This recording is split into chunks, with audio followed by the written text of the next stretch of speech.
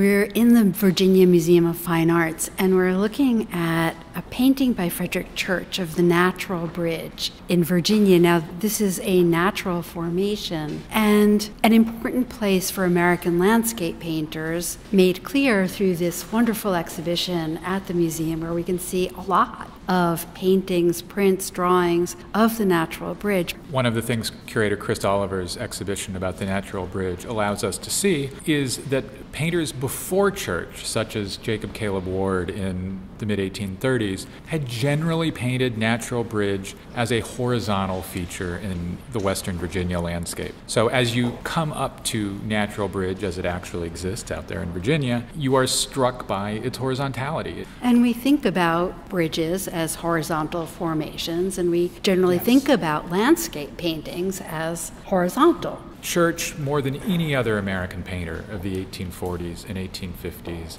celebrates, metaphorically, American republicanism. The United States, as this new nation, is looking back to ancient Rome, to the Roman Republic, as this model that had existed long before. And could the United States continue that great model of Republican form of government? America's founding ideal. And so I think Church is thinking of all of those things here, and as he's choosing to paint Natural Bridge in a way different from his painter predecessors has, he gives us a vertical Natural Bridge. And I think what he's doing is he's referencing the form of the Roman Republican triumphal arch. He's turning America's landscape into a reference to ancient Rome, pointing to how America, the United States, is where Roman republicanism is being extended. In the 19th century, America was always conscious of not being as old as the Europe from which white America came. One of the great things about the way Church paints Natural Bridge is that he paints it as old as he can show it. It's nooked, it's craggy, it's weathered,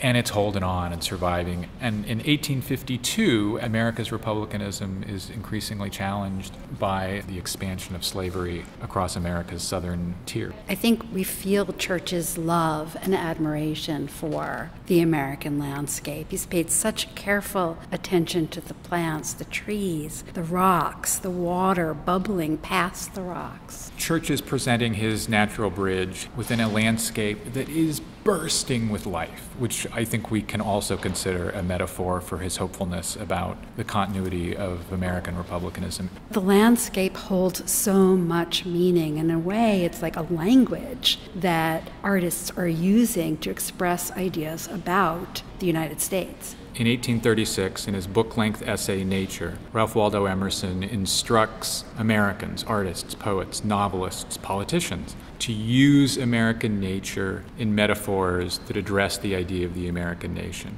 And so, as Emerson's book is becoming popular, painters are looking for ways to engage the American present, and Frederic Church is one of the first painters to embrace Emerson's instruction. We have two figures, a white woman seated on the ground and a black figure who's pointing up to the bridge and instructing her. And there's a sense to me of a shared history, perhaps, or at least the question of a common history as they look up at the bridge. Church is telling us he's got faith that America's republicanism will hold on and endure.